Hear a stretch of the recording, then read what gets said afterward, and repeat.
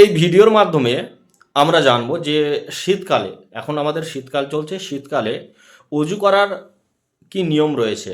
আমাদের মধ্যে কিন্তু অনেকে রয়েছে উজু খুব তাড়াতাড়ি সেরে ফেলে, কিন্তু এই শীতকালে আপনি যে উজু করছেন আপনার কোন কোন ছোট ছোট ভুলগুলি হচ্ছে সেটি কিন্তু আপনাকে শুধরাতে হবে, না হলে কিন্তু আপনার সঠিকভাবে শীত উপলক্ষে ওজুর মধ্যে আমাদের বেশ কিছু ত্রুটি হয়, যার কারণে অনেক সময় ওজু হয়ই না। শীতের সময় আমাদের ত্বকটা শুকনা থাকে, চামড়াটা সাধারণত কি থাকে, একটু শুষ্ক থাকে। তো যার কারণে আপনি যদি পানি দেন, দেখবেন যে শুধু পানি দিয়ে দিলেই ভিজে না, একটু ভালো করে কি লাগে, ডলতে হয়। বিশেষ করে কয়েকটা অঙ্গ, দুই পায়ের গোড়ালি, এগুলো দেখা যায় যে সাধু আপনি টেপের সামনে পা ধরলেন, তা ভিজে যায় না, বরং শুকনা থাকে। অনেকের পা ফেটে থাকে, এই জন্য এটাকে ডলে ডলে কি করতে হয়, ভিজাতে হয় এবং ধুইতে হয়, পানি লাগাইতে হয়। কারণ ত্বক যদি শুকনা থাকে উজু হবে। অনেকের দেখবেন যে শীতের সময় কোন রকম এরকম টেপতে পানি নিয়ে এভাবে মেরে দিয়ে শেষ, কোনই শুকনা থেকে যায়। এই জন্য এগুলোকে ডলে ডলে ধোয়া। অনেকে আছে মুখ ধোন কোন রকম তাড়াহুড়া করে, কানের লতি, এই যে গোড়ার অংশ, চুলের অংশ, গোড়া, এগুলোতে দেখা যায় শুকনা থেকে যায়। নবী করিম সাল্লাল্লাহু আলাইহি ওয়াসাল্লাম বলেছেন, ওয়াইলুল লিল আকাবি মিনান নার, তোমাদের পায়ের গিরা গোড়ালি এগুলোকে জাহান্নামের আগুন থেকে বাঁচাবা, কারণ এগুলো যদি শুকনা থেকে যায় সেগুলো জান্নাতে যাবে না, জাহান্নামে যাবে।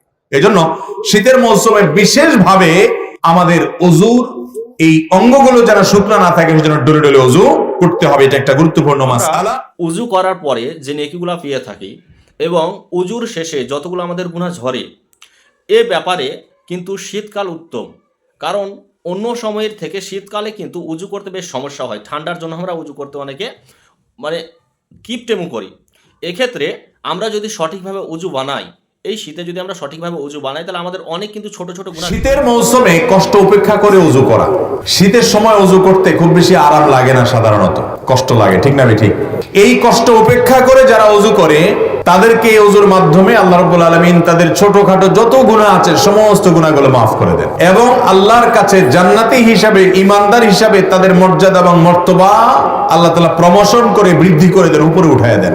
নবীজি সাল্লাল্লাহু আলাইহি ওয়াসাল্লাম বলেছেন, আলা আদুল্লুকুম আলা মা ইয়ামহুল্লাহু বিহিল খাতায়া ওয়া ইয়ারফাউ বিহিদ দারাজাত, তোমাদেরকে আমি এমন কি আমলের কথা বলে দিব না যে আমলগুলো গুনাহসমূহ maaf করে দেয় আর আল্লাহর কাছে মর্যাদা বৃদ্ধি করে দেয়। সাহাবায়ে কেরাম আমলের পাগল ছিলেন, আল্লাহর কাছে মর্যাদা বৃদ্ধি হোক সেটা চাইতেন। তারা বললেন, অবশ্যই বলুন ইয়া রাসূলুল্লাহ। তখন নবীজি সাল্লাল্লাহু আলাইহি সাল্লাম যে কয়েকটি আমলের কথা বললেন, এর ভিতরে একটা আমল হলো ইসবাগুল ওযুই আলাল মাকারে। কষ্ট হয়, এরপরও ওযু করতে কার্পণ্য করে না। অতএব শীতের মৌসুমে যত কষ্ট হবে সমস্ত কষ্ট উপেক্ষা করে হলেও ওযু করার মতো সৎ সাহস থাকতে হবে।